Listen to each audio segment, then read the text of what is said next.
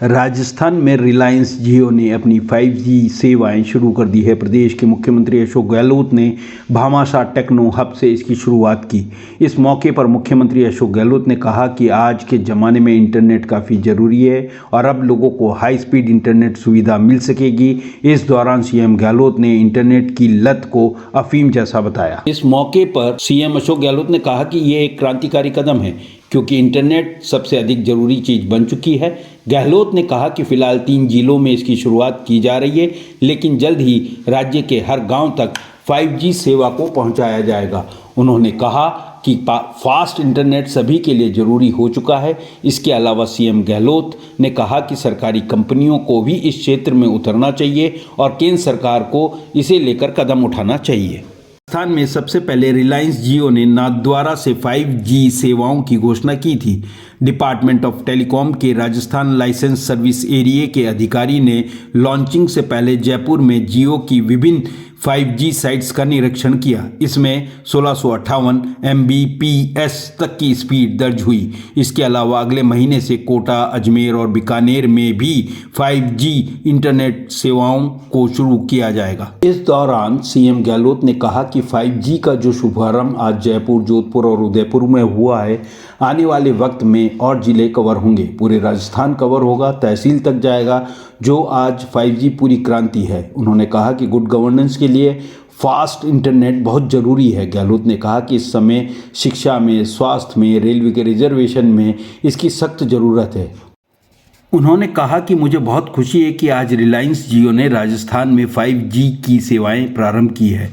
इसके लिए मैं उनको बहुत धन्यवाद देता हूं और बधाई देता हूं कि हमारे प्रदेश के अंदर एक नई शुरुआत हुई है। 5G का जो शुभारंभ हुआ उसमें प्रदेशवासियों में आज तो जयपुर, जोधपुर और उदयपुर में हुआ है। आने वाले वक्त में और जिले कवर होंगे, पूरा राजस्थान कवर होगा, तहसील तक जाएगा। तो आज तो पूरी क्रांति है। आज गुड गवर्नेंस के लिए जरूरी है।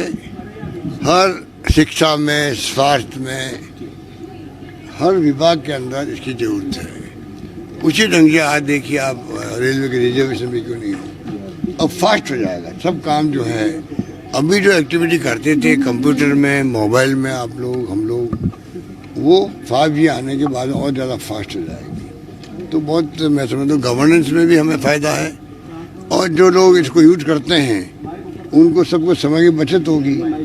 तो इसके फ़ायदे ही फ़ायदे हैं। तो मुझे कहते हुए खुशी है कि आज रिलायंस जियो ने जो प्रारंभ किया 5G को, उसके लिए मैं उनको धन्यवाद देता हूँ और बधाई देता हूँ। हमारे प्रदेश के अंदर ये शुरुआत हुई है। प्राइवेट कंपनीज 5G तक पहुंच चुकी है, जबकि BSNL की हम बात करें जो सार्वजनिक क्षेत्र की कंपनियां 4G तक भी नहीं पहुंच पा रही, उसके लिए क्या कहना चाहिए?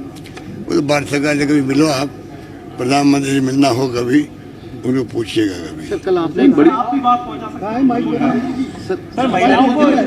मेरा मानना है, अगर आप मुझे कहें कि सरकारी कंपनियों को भी पीछे नहीं रहना चाहिए, उनको भी, क्योंकि प्रतिस्पर्धा होती रहनी चाहिए, उससे और ज़्यादा क्वालिटी सुधरेगी, तो BSNL को भी आगे आना चाहिए, मेरा मानना है।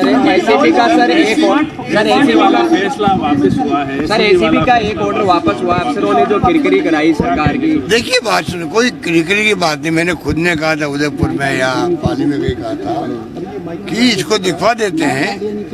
कोई मुझे बताया गया 3 जजों का कोई फैसला था सुप्रीम कोर्ट का, उसके कारण कोई फैसला हुआ है। मैं तो बाहर गया हुआ था, तो मैंने कहा कि वापस ले लेंगे। मैंने खुद ने कहा था, आपने सुना होगा, मैंने टीवी में कहा था कि मैं जयपुर जा रहा हूँ, देख लेंगे क्या स्थिति है। क्योंकि पिछली गवर्नमेंट ने जो किया था उसमें उन्होंने कानून पास करके, ऑर्डिनेंस ला के ये कोशिश की थी कि मीडिया उसको छाप नहीं पाएगा, दिखा नहीं पाएगा। उसमें इसमें रात दिन का फर्क है। ये तो खाली सर्कुलर निकाल दिया इंटरनल उन्होंने। उस वक्त में ये था कि नहीं, आप बंदिश लगा रहे थे कि मीडिया इसका उपयोग नहीं कर सकता, वो एक अलग मामला था। इसलिए लोगों ने अभियान चलवाए, पत्रिका ने मेरे ख्याल से अभियान चलाया था, कई लोगों ने अभियान चलाए थे। इस बार जब मैंने सुना कि ये फैसला किया है डीजी जो एक्टिंग बने उन्होंने, मैं दिखवा देंगे इसके अंदर। अगर ये कोई अड़चन वाली बात है, मैंने खुद ने कहा मैं विड्रॉ कर लूँगा इसको, मैंने कहा था, तो कल विड्रॉ हो ही गया है। ऐसी और मैंने ये भी कहा कि जो काम एसीबी ने किया है पिछले 4 साल में हिंदुस्तान में किसी राज्य में नहीं हुआ जो हमने किया है, तो मैंने कहा था कि वो काम उससे और बढ़ के होगा, आगे रुकने वाला नहीं है। सर्कुलर से मैंने क्लियर कर दिया था, पर मीडिया को कुछ चाहिए, वरना न्यूज़ कैसे बने उनकी। फिर न्यूज़ कुछ बनाएंगे भाई ये हुआ, अशोक गहलोत ने कह दिया, उसने कह दिया, चलता रहता, मान्य भी नहीं करते। पर मंशा स्पष्ट है, हमें शिकायत है, विपक्ष से शिकायत है। आप छापे डालो ज़्यादा तो कहते बहुत करप्शन है, इसका मतलब छापे डालो ही नहीं तो करप्शन नहीं है। इसका मतलब नहीं हुआ ना, जो राज्य छापे नहीं डाल रहे हैं वहाँ करप्शन है ही नहीं। तो छापे डालने की पॉलिसी हमारी है, ज़्यादा ट्रैप करने की पॉलिसी है। एप्रिशिएट करने की बजाय उसकी आलोचना करते हैं। FIR मैंने कंपल्सरी कर दी देश के अंदर, राजस्थान राज्य हुआ है। पहले आधे लोग भागा देते थे थाने से ही, आधे लोग जाते ही नहीं थे शिकायत करने, भाई कुछ सुनवाई नहीं होती हमारी, जब क्राइम कम था। आज मैंने कंपल्सरी कर दिया FIR को, संख्या बढ़नी थी और लोगों में हौसले बढ़ गए। कोई रेप हो गया, घटना हो गई रेप की, पहले लोग जाते नहीं थे। परिवार जिंदगी भर अंतिम सांस तक वो दुखी रहता था कि मेरी बेटी का रेप हुआ, मैं कुछ नहीं कर पाया, और मेरी सुनवाई करने वाला कोई नहीं था, पुलिस ने सुनवाई नहीं करी। वो जमाना था, हमने उसको ओपन किया, FIR लॉन्च करना कंपल्सरी किया। अब उनकी हिम्मत बढ़ गई कि भाई कोई घटना हुई तो हम जाके रिपोर्ट करेंगे पुलिस में, हमें न्याय मिलेगा, न्याय सुनिश्चित होगा। विश्वास हुआ, स्वागत कक्ष बनाए मैंने हर थाने के अंदर। अगर हम कोई रिफॉर्म करें तो विपक्ष को चाहिए कुछ बातों को अप्रिशिएट भी करे, तब तो उनकी क्रेडिबिलिटी बढ़ेगी। हर बात को लेकर वो आलोचना करते जाएंगे, इसलिए उनकी आक्रोश रैली फेल हुई है। एक पॉइंट उनके पास कहने के लिए नहीं है सरकार के खिलाफ में। तो लोगों ने पूछा आक्रोश हमारा आपके खिलाफ में, आप क्यों आए हो यहाँ पर? 200 लोग इकट्ठे मुश्किल से हो रहे हैं, और जब उनकी यात्रा खत्म होती है तो 20 लोग बचते हैं उनके यहाँ। ये स्थिति क्यों हुई ऐसी? क्योंकि उन्होंने मतलब कोई इश्यू बना ही नहीं, उनका बनाना दिया ही नहीं हम लोगों ने। तो ये स्थिति है। कर्ज माफी के लिए आप किसानों के कर्ज माफी की आपने बात कही थी और किया भी है, लेकिन नेशनलाइज बैंकों के कर्ज माफी होते कल, जिसका आपने भी दुख जताया था, तो क्या प्राइम मिनिस्टर को पत्र लिखेंगे सर? नेशनल लिख चुके हैं हम लोग, पेपर लिख चुके हैं और लिख देंगे कि भाई नेशनल बैंक का भी किसानों का हिस्सा जो हम देंगे। हम ये तो कह रहे हैं, जैसे आप उद्योगपतियों के कर्ज या तो NPA करते हो या वन टाइम सेटलमेंट करते हो, उसी ढंग का सेटलमेंट कर दीजिएगा, तो जो हिस्सा आएगा किसानों का वो हम देंगे आपको। यही तो हम कह रहे हैं। बाकी ये जो झूठ बोलते हैं हमारे विपक्ष वाले, 22 लाख किसानों के माफ हुए कर दे, वो आपके ऑनलाइन पर है। 14,000 करोड़ हमने दिए हैं, माफ किए हैं। तो ये तमाम फैक्ट्स ऑनलाइन पे है भाई, फिर भी झूठ बोलते रहते हैं लोग।